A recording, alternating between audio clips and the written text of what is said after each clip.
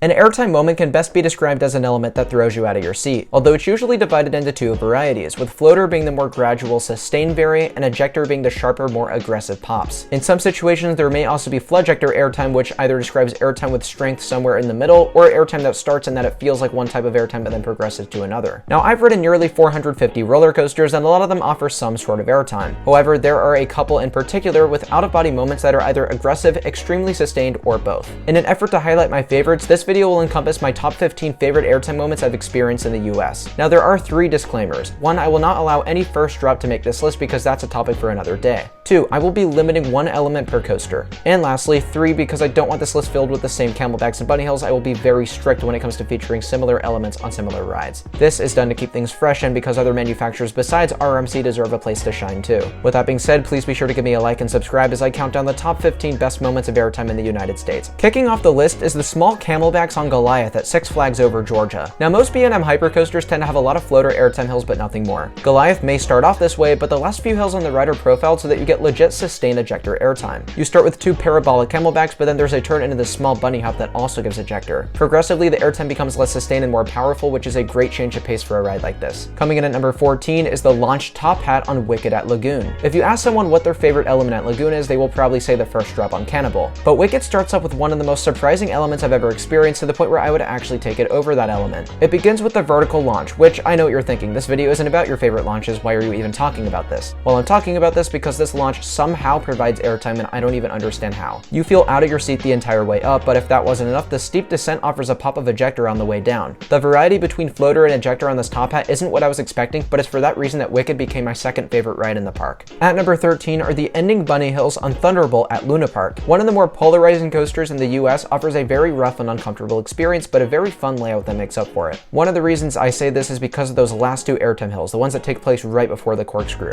Now, despite the company's Zamperla's reputation, they managed to squeeze in 2 of the strongest moments of airtime I felt on any coaster. It honestly feels like you lose your stomach on these hills. The only reason why it doesn't rank higher is because the restraint is very bulky, which can dwindle the experience for some. But I can look past the crappy train design and acknowledge the best elements in all of Coney Island. Number 12 is an underrated one. I'm talking about the Camelback on Superman Ride of Steel at Six Flags America. You often hear coaster enthusiasts rave about the Camelbaks on Superman the Ride at Six Flags New England. But what if I told you there is a stronger moment of airtime on its lesser known cousin in Maryland? And actually, this can also apply to Ride of Steel over in New York as well. The element takes place after this weird section of straight track, but then you fly over this perfectly shaped airtime hill that delivers sustained ejector throughout the entire train. I couldn't believe how good it was, because it wasn't inconsistent or anything, it really delivered every single time. I don't know why people don't talk about this element, but hopefully this placement allows you to have a higher opinion on the ride and the element itself. Number 11 is the iconic double down on Jackrabbit at Kennywood. Now, I've experienced some great double downs. Rocky Mountain Construction, for example, has done some really good ones, but I still can't put any of those above the original double down that kicked the element into high gear. This one starts with a pretty slow speed, so you obviously don't get any airtime on the first down, but then the second down is one of the most absurd airtime moments on earth. When you're going into it with that much speed and there's such a big drop afterwards, not even to mention the non-existent restraint, you go flying. The only thing keeping you in that train is the seatbelt, because otherwise it feels like you'd fly off and die. And actually, this is quite similar to my number 10 favorite airtime moment, which are the Bunny Hill finale on Phoenix at Knoebels. This isn't as sustained as the double down on Jackrabbit, but it ranks a spot higher because there are so many of these hills. The finale consists of nothing but back-to-back moments of your legs slamming into the buzz bar beneath you. It really makes sense that this ride ranks right beside Jackrabbit, since they are virtually identical restraints, and that's basically the main reason the hills are as good as they are. But with that being said, it is not my favorite airtime moment in Pennsylvania, not even my second favorite actually. One moment I absolutely love are the first 2 Camelbaks on Sky Rush at Hershey Park. These ones can be hindered by the uncomfortable lap bar restraints for some, but on most of my rides I've been able to feel the blissfully sustained ejector airtime perfectly. It's impossible to pick a favorite between these 2 hills because they are both perfect, and one of the reasons Sky Rush ranks so high for me. Here's a pretty popular one. Number 8 is the 5-second floater hill on Mako at SeaWorld Orlando. This is one of those elements where if you ask someone what their favorite airtime moment is, this might come up in the conversation. Matter of fact, this is the best individual element on any B&M hypercoaster because you come flying out of your seat, but it is graceful and sustained. It gets the 5-second nickname because if you count in your head, it actually does last for that long. This is easily one of my favorite coaster elements in all of Florida. Coming up next is one that you've all probably been waiting for. This is the Outer Banked Hill on Steel Vengeance at Cedar Point. This element provides some elite sustained ejector airtime for all riders. Once you hit the top, it banks to the side and amplifies the air even more. With so many outstanding airtime moments, it was hard to just choose one for Steel Vengeance, but I'm fairly certain this is the best moment on the ride, though I do prefer some others on RMC coasters. For example, number 6 is the triple Camelback on Twisted Timbers at King's Dominion. When I look at this element, I imagine something straight from my dreams. Nothing but consecutive back-to-back-to-back sustained ejector perfection. All of these are blissful, perfect moments that launch you into space repeatedly. What's not to love? I really don't have much to add because it's as simple as they seem, but they are amazing elements. Would you look at that? Another RMC. Breaking the top 5 is the twisted Airtime hill on the RMC Raptor clones. And it honestly pains me not to put this higher because it actually just looks like a cartoon from Off-Ride. The way those trains fly over these hills and are shaped so unnaturally is insane. These have powerful ejector bursts, but also surprising laterals to make things even crazier. And speaking of crazy, this might be the most batshit insane moment on the list. The bunny hills on Phantom's Revenge at Kennywood. This had to rank high for me. These hills legitimately feel like a derailment. I can't believe how fast the trains go over these things and how sharp they feel on ride. With just a small lap bar, you come way out of your seat and don't land back in it until the bottom of the bunny hills. This is such a fun moment, and I love how there's so many of them at the end of the ride. Now, my top 3 are all favorites, kind of by far. You see, I've never had more fun on any 3 elements, which is why I just had to tell myself, yeah, these are my favorite 3 Airtime moments. First up, I want to talk about the cliff dive on Iron Rattler at Six Flags Fiesta, Texas. It's so awesome. You fly over this hill already with a decent amount of speed, which gives great ejector airtime, may I add, but then the kicker is that you can't see the bottom of the hill, and that's because it's on the other side of this quarry wall. You remain out of your seat all the way until the bottom, making this one of the greatest airtime moments I've ever experienced. Now, my number 2 airtime moment sometimes might be my number 1, just know that it was so close and I even swapped the rankings around while writing the script. The Rolling Thunder Hill on El Toro at Six Flags Great Adventure just barely missed the top spot. This one gets its name for its parabolic shaping that was required due to the clearances with the now defunct Rolling Thunder. But as a result, we have what very well might be the most powerful single moment of airtime on the planet. I remember losing my stomach the first time I rode this because you slow down a little bit, which is a bit deceiving, but before you know it, you are yanked over the top.